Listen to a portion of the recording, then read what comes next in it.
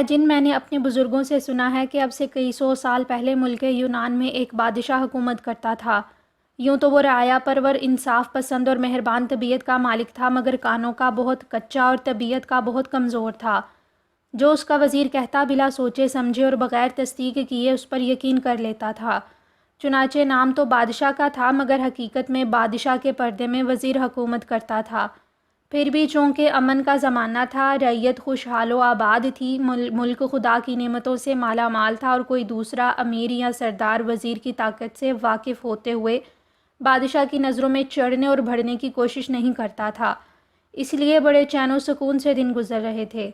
اچانک خدا کا کرنا کیا ہوا کہ بادشاہ کی طبیعت خراب رہنے لگی، بھوک ختم ہو گئی، کھانے پینے سے دل بیزار ہونے لگا، اور اس حالت پر کچھ ہی دن بیتے تھے کہ بادشاہ کے تمام جسم اور چہرے پر سفید داغ ظاہر ہونے لگے، جو پہلے تو چھوٹے چھوٹے تھے مگر جیسے جیسے وقت گزرتا گیا اتنے بڑے ہو گئے کہ پورے جسم پر پھیلے ہوئے نظر آنے لگے۔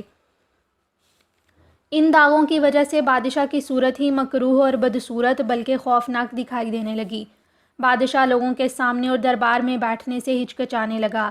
شاہی حکیموں نے ہر چند دوا علاج کیا، مگر بادشاہ کے مرض میں رتی بھر بھی فرق نہ آیا۔ بادشاہ کی حالت دن بدن خراب ہوتی چلی گئی، پورے ملک سے ڈھونڈ ڈھونڈ کر حکیموں کو لایا گیا، مگر کسی کی دوا کارگر نہ ہوئی۔ وزیر نے اعلان کرا دیا کہ جو حکیم بادشاہ کو اچھا کرے گا اس کا منہ موتیوں اور اس کا گھر زر و جواہر سے بھر دیا جائے گا۔ اتفاق سے انہی دنوں ہمسایہ ملک سے ایک تجارتی قافلہ آیا ہوا تھا۔ اس کے میرے کارواں کے کانوں تک بادشاہ کی بیماری کا حال پہنچا تو وہ وزیر کی خدمت میں حاضر ہوا اور بتایا کہ ان کے ملک میں ایک بہت ہی مشہور حکیم ہے جس کا نام دوبان ہے۔ خدا نے اس کے ہاتھ میں ایسی شفا دی ہے کہ جس مریض کا علاج کرتا ہے وہ صحت یاب ہو جاتا ہے۔ ایسے ایسے مریض جو بالکل موت کے منہ میں پہنچ گئے تھے اور ملک کے تمام طبیبوں نے ان کے علاج سے معذوری ظاہر کر دی تھی، حکیم دوبان کے علاج سے اچھے ہو گئے۔ اگر حکیم دوبان کو بادشاہ کے علاج کے لیے بلایا جائے تو کیا تعجب کہ خدا اسی کے ہاتھ سے بادشاہ کو شفا نصیب کرے۔ وزیر نے یہ سنتے ہی فوراً ایک سردار کو حکیم دوبان کے لانے کے لیے روانہ کر دیا اور اسے تاکید کر دی کہ وہ اسے ساتھ لیے بغیر واپس نہ آئے۔ اگر حکیم نے آنے میں کچھ لی تو لال کرے تو اس ملک کے بادشاہ سے رجوع کیا جائے، مگر اس کی ضرورت نہیں پڑی۔ حکیم دوبان شاہ یونان کی بیماری کا سنتے ہی آنے کے لیے تیار ہو گیا۔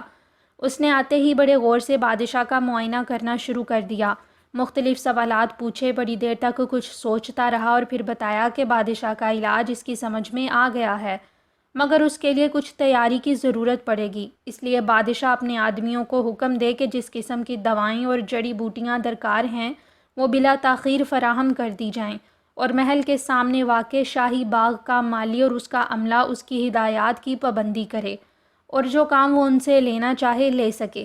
وزیر نے فوراً ضروری احکامات جاری کر دیے۔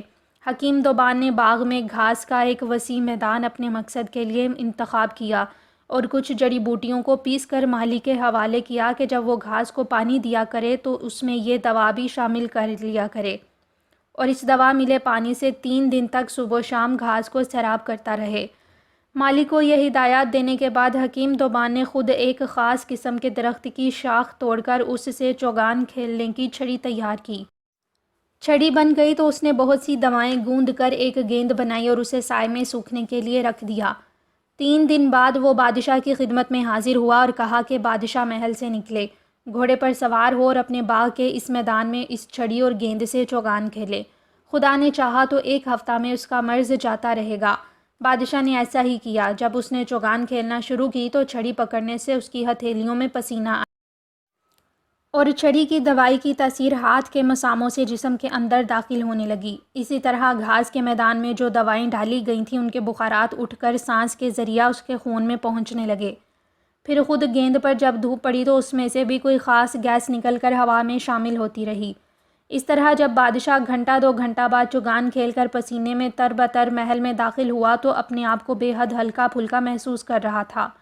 اسے یہ دیکھ کر بھی حیرت ہوئی کہ جسم پر سفید داغوں کا رنگ بھی پھیکا پڑنے لگا ہے۔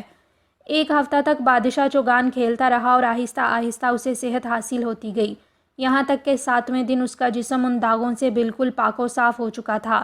بیماری کی دوسری علامتیں بھی جاتی رہی تھیں اور بادشاہ بالکل صحت یاب ہو چکا تھا۔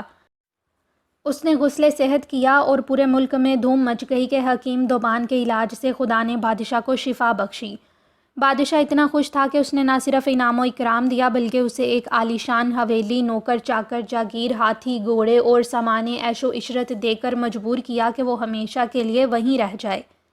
بادشاہ نے اسے اپنا شاہی طبیب بھی مقرر کر دیا اور دربار میں اس کے لیے اپنے برابر کرسی رکھوائی۔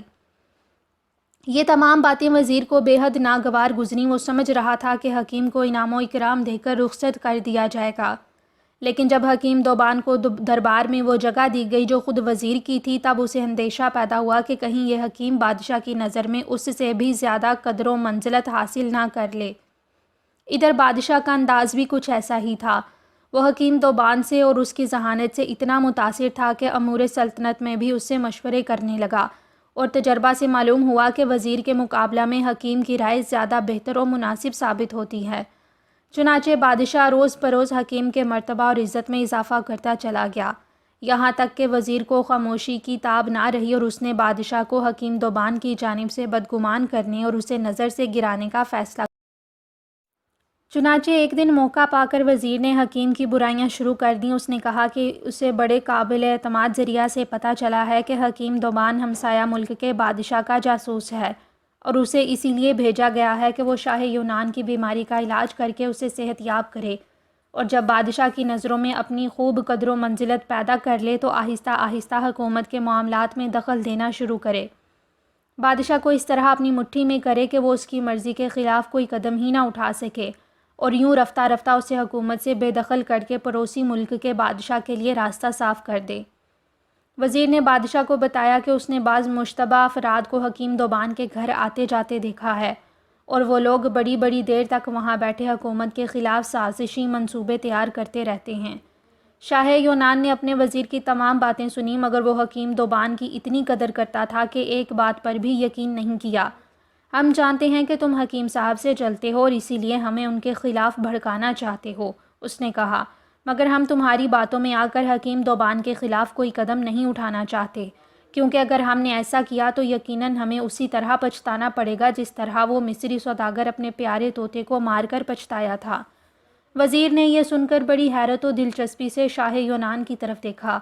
اعلیٰ حضرت گستاخی معاف، آپ نے تو یہ کہہ کر میرے دل میں اس داستان کے سننے کا اشتیاق پیدا کر دیا ہے، اس نے کہا، اگرچہ میں نے حکیم دوبان کے بارے میں حضور سے جو کچھ کہا ہے اس میں رتی برابر جھوٹ نہیں ہے، مگر پھر بھی میں سننا چاہتا ہوں کہ وہ طوطا اس مصری سوداگر کو اتنا پیارا کیوں تھا، اور ایسی کیا بات ہوئی تھی کہ سوداگر نے اپنے عزیز طوطے کی جان لے لی اور پھر بعد میں اسے مار کر پچھتایا بھی۔ ہم تمہیں وہ کہانی ضرور سنائیں گے، بادشاہ نے جواب دیا، تاکہ تمہیں اس سے عبرت حاصل ہو اور تم حکیم صاحب کی برائیاں کرنے سے باز آ جاؤ۔ اور یہ کہہ کر بادشاہ یونان نے سوداگر اور طوطے کی کہانی ان الفاظ میں بیان کرنا شروع کی۔